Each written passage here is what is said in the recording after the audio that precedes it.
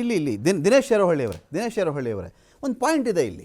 ಇವತ್ತು ಈಗ ಇದನ್ನು ವಂಶಾವಳಿ, ಈಗ ಅವ್ರ ವಂಶಾವಳಿ, ಈಗ ಇಲ್ಲಿ ನಮಗೆ ವೇಣುಗೋಪಾಲ್ ಅವರು ಮಾತಾಡ್ತಾ ಹೇಳ್ತಾ ಇದ್ರು, ಚಿತ್ಪಾವನ ಬ್ರಾಹ್ಮಣ ಸಮುದಾಯಕ್ಕೆ ಸೇರಿದಂಥವರು ನಾಥುರಾಮ್ ಗೋಡ್ಸೆ. ಅದೇ ರೀತಿಯಲ್ಲಿ ಸಾವರ್ಕರ್ ಕೂಡ ಚಿತ್ಪಾವನ ಬ್ರಾಹ್ಮಣರೇ ಆಗಿದ್ದರು. ಜಾತಿ ಒಂದೇ ಆದ ಕಾರಣಕ್ಕೆ ಅವರ ಸಂಬಂಧ ಬೆಸಿಬೇಕಾಗಿಲ್ಲ, ಇಲ್ಲಿ ಸಂಬಂಧಿಕರನ್ನು ಮಾಡುವಂಥ ಅವಶ್ಯಕತೆ ಇಲ್ಲ ಅಂತ ಒಂದು.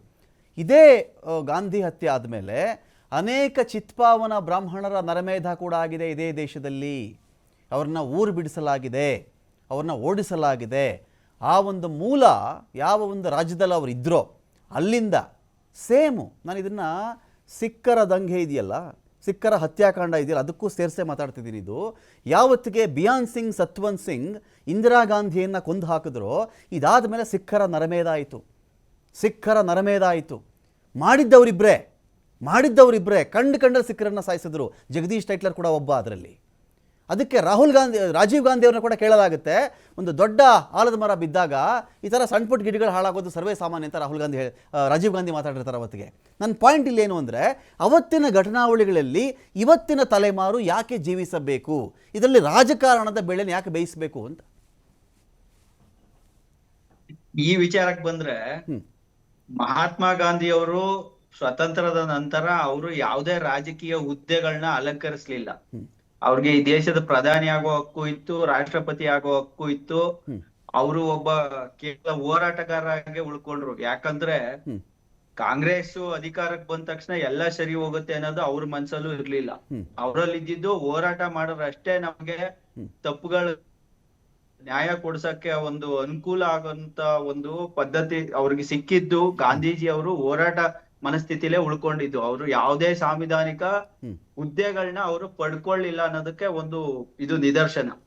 ಮತ್ತೆ ಇನ್ನೊಂದು ನಾವು ಹೇಳೋದಾದ್ರೆ, ಇವತ್ತು ಗಾಂಧೀಜಿ ಸಾವಲ್ಲಿ ರಾಜಕೀಯ ಮಾಡ್ತಾ ಇದ್ದಾರೆ. ಯಾಕಂದ್ರೆ ಅವರು ರಾಜಕೀಯದಿಂದ ದೂರ ಉಳಿದಂತ ವ್ಯಕ್ತಿ. ಇವತ್ತು ಅಕ್ಟೋಬರ್ 2 ಇಲ್ಲ, ಜನವರಿ 30 ಇಲ್ಲ. ಇವರು ಅವೆರಡರನ್ನ ಬಳಸ್ಕೊಂಡು ಇವ್ರೇನು ಇವತ್ತು ರಾಜಕೀಯ ಮಾಡೋದಕ್ಕೆ ಆಗ್ತಾ ಇಲ್ಲ. ಮತ್ತೆ ಈ ಗಾಂಧೀಜಿ ಅವರು ಅವರ ಅಸಾಸಿನೇಷನ್ ಏನು ಅವ್ರನ್ನ ಹತ್ಯೆ ಮಾಡಿದ್ರು, ಈ ಹತ್ಯೆ ಹಿಂದೆ ಸಾಕಷ್ಟು ಊಹಾಪೋಹಗಳಿದೆ, ಸಾಕಷ್ಟು ಒಂದು ಸರಿಯಾದ ಒಂದು ಮಾಹಿತಿಗಳು ಕೂಡ ಜನರಿಗೆ ಇವತ್ತು ತಲುಪ್ತಾ ಇಲ್ಲ. ಯಾಕಂದ್ರೆ ಆ ಒಂದು ನಿಟ್ಟಿನ ಗಾಂಧೀಜಿಯ ಹತ್ಯೆ ಹಿಂದೆ ನಡೆದಂತ ಸಾಕಷ್ಟು ಬೆಳವಣಿಗೆ ಇದೆ. ಅವುಗಳನ್ನ ಯಾರು ಮಾಧ್ಯಮಗಳ ಮುಖಾಂತರ ತಂದಿಡೋದಕ್ಕೆ ಯಾರು ಹೋಗ್ತಾ ಇಲ್ಲ. ಅವತ್ತಿನ ಕಾಲದಲ್ಲಿ ಗಾಂಧೀಜಿ ಹತ್ಯೆನ ಇಬ್ರು ಬಯಸಿದ್ರು.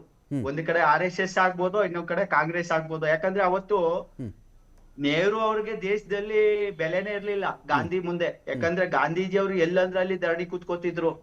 ಅವರು ಗಾಂಧಿ ಒಂದು ಮಾತು ಹೇಳ್ತೀನಿ ಅಂದ್ರೆ ಇಡೀ ದೇಶ ಕೇಳ್ತಾ ಇತ್ತು. ಅವತ್ತು ಗಾಂಧೀಜಿಗೆ ಅಷ್ಟು ಒಂದು ಮನ್ನಣೆ ಈ ದೇಶದಲ್ಲಿ ಇತ್ತು. ಮತ್ತೆ ಗಾಂಧೀಜಿ ಅವರ ಅಸಾಸಿನೇಷನ್ ಹಿಂದೆ ನೀವು ಒಂದು ಗೋಪಾಲ್ ಗೋಡ್ಸೆ ಅವ್ರದ್ದು ಒಂದು ಯೂಟ್ಯೂಬ್ ಅಲ್ಲಿ ಒಂದು ಇಂಟರ್ವ್ಯೂ ಕೂಡ ಇತ್ತು. ಅದನ್ನ ಇವಾಗ ತೆಗೆದುಬಿಟ್ಟಿದ್ದಾರೆ. ಅದನ್ನ ನೀವು ನೋಡಿದ್ರೆ ಗೊತ್ತಾಗ್ತಿತ್ತು. ಅದ್ರಲ್ಲೂ ಅವರು ಹೇಳಿದ್ದಾರೆ ಎಲ್ಲೋ ಒಂದ್ ಕಡೆ ಏನಂತ, ಗಾಂಧೀಜಿ ಅವರ ಅಸಾಸಿನೇಷನ್ ಗೆ ಮೊದ್ಲೇ ಪ್ಲಾನ್ ಆಗಿತ್ತು. ಒಂದ್ಸಲ ಹೋಗಿ ಅಟೆಂಪ್ಟ್ ಮಾಡಿದ್ದು, ಆ ವೆಂಟಿಲೇಟರ್ ಕಿಟಕಿನಲ್ಲಿ ಶೂಟ್ ಮಾಡಿದ್ದು, ಅದು ಗೋಡೆಗೆ ಬಿದ್ದ್ಬಿಡ್ತು. ನಾವು ಓಡೋದು, ನಮ್ಮನ್ನ ಪೊಲೀಸ್ ಅರೆಸ್ಟ್ ಮಾಡ್ತು, ಆಮೇಲೆ ನಮ್ಮನ್ನ ಬಿಟ್ಟು ಕಳ್ಸಿದ್ರು. ಅಂದ್ರೆ ಗಾಂಧೀಜಿ ಅವ್ರಿಗೆ ಅಸಾಸಿನೇಷನ್ ಆಗುವಂತ ಒಂದು ಎಲ್ಲಾ ಇದು ಗೊತ್ತಿದ್ರು ಕೂಡ ಸೆಕ್ಯೂರಿಟಿನ ಯಾಕೆ ವೀಕ್ ಮಾಡಿದ್ರು? ಅವ್ರನ್ನ ಒಬ್ಬ ಬ್ರಿಟಿಷ್ ಇದ್ದಾಗ ಗಾಂಧೀಜಿನ ಕಾಪಾಡಿದ್ರು ಬ್ರಿಟಿಷರು ಸೆಕ್ಯೂರಿಟಿ ಕೊಟ್ರು ಗಾಂಧೀಜಿಗೆ. ಅದೇ ಬಂದಂತ ನೆಕ್ಸ್ಟ್ ದಿನ ಜನಗಳು ಅವ್ರಿಗೆ ಯಾರು ಪ್ರೊಟೆಕ್ಷನ್ ಕೊಡ್ಲಿಲ್ಲ. ಒಬ್ಬ ಗನ್ ತಗೊಂಡ್ ಬರ್ತಾರೆ. ಅದು ಎಂತ ಗನ್ನು ಗೊತ್ತಾ? ಫಸ್ಟ್ ಅವರು ಅಟೆಂಡ್ ಮಾಡಿದ್ದು ಯಾವ್ದೋ ಒಂದು ಟಿವಿ ಆನ್ ಆಗಿದೆ, ಅಲ್ಲಿ ಅದರ ಆಡಿಯೋ ಕೇಳಿಸ್ತಾ, ಸ್ವಲ್ಪ ಯಾರಾದ್ರೂ ಮ್ಯೂಟ್ ಮಾಡಬಹುದಾ? ಅದು ನನಗೆ ಎಲ್ಲಿ ಅಂತ ಗೊತ್ತಾಗ್ತಿಲ್ಲ ನನಗೆ. ಅದನ್ನ ಒಂದು ಮ್ಯೂಟ್ ಮಾಡಿ. ಅದು ದಿನೇಶ್ ಅವರಾದ್ರೂ ಅಷ್ಟೇ, ವೇಣುಗೋಪಾಲ್ ಅವರಾದ್ರೂ ಅಷ್ಟೇ. ಮಾತಾಡಿ. ಈಗ ಇವ್ರು ಹೇಳೋದು ಏನಂದ್ರೆ, ಅದು ಏನು ಬ್ರೆಟ್ಟಾ M1934 ಸೆಮಿ ಆಟೋಮೆಟಿಕ್ ಪಿಸ್ತೂಲ್, ಅದು ಯಾವ್ದು ಇಟಾಲಿಯನ್ ಮಾಡಲ್ ಹೆಂಗ್ ಇವ್ರ ಕೈಗೆ ಸಿಕ್ಬಿಡುತ್ತೆ ಒಂದು ಗನ್ನು? ಅದಕ್ಕೂ ಒಂದು ಹೇಳ್ತಾರೆ, ಯಾರೋ ಬ್ರಿಟಿಷ್ ಗಿಫ್ಟ್ ಕೊಟ್ಟಿದ್ರು ಅಂತ ಸರ್ಕಾರಕ್ಕೆ. ಅಂದ್ರೆ ಈ ಎಲ್ಲಾ ಊಹಾಪೋಹಗಳ ಹಿಂದೆ ಏನಂದ್ರೆ, ಗಾಂಧೀಜಿ ಒಬ್ಬ ಪಾಪ ಗಾಂಧೀಜಿ ಅವರು ಈ ದೇಶಕ್ಕೆ ಸ್ವಾತಂತ್ರ್ಯಕ್ಕೆ ಸಾಕಷ್ಟು ಹೋರಾಟ ಮಾಡಿದ್ರು. ಆದ್ರೆ ಅದನ್ನ ರಾಜಕೀಯಕ್ಕೆ ಇವತ್ತು ಬಳಸ್ಕೊತಾ ಇದಾರೆ. ಅವ್ರ ನಿಜವಾದ ಹತ್ಯದ ಹಿಂದಿನ ರೂವಾರಿಗಳೇ ಯಾರು? ಇವತ್ತು ಒಂದ್ ಕೈಯಲ್ಲಿ ಚಪ್ಪಾಳೆ ಬಡಿಯಕ್ ಆಗಲ್ಲ. ಎರಡ್ ಕೈ ಸೇರಿ ಚಪ್ಪಾಳೆ ಬಡ್ದಿದ್ದು. ಅವತ್ತು ಸೆಕ್ಯೂರಿಟಿ ವೀಕ್ ಮಾಡಿದ್ದು ಕೂಡ ಒಂದು ಮೇಜರ್ ಕಾರಣ. ಯಾಕಂದ್ರೆ ಒಂದು ವಾರ ಹಿಂದೆನೆ ಗಾಂಧಿ ಹತ್ಯೆಗೆ ಚರ್ಚೆ ಮುಂದುವರಿಸ್ತೀನಿ ನಾನು ದಿನೇಶ್, ಚರ್ಚೆ ಮುಂದುವರಿಸ್ತೀನಿ. ಯಾಕೆ ವೀಕ್ ಮಾಡಿದ್ರು?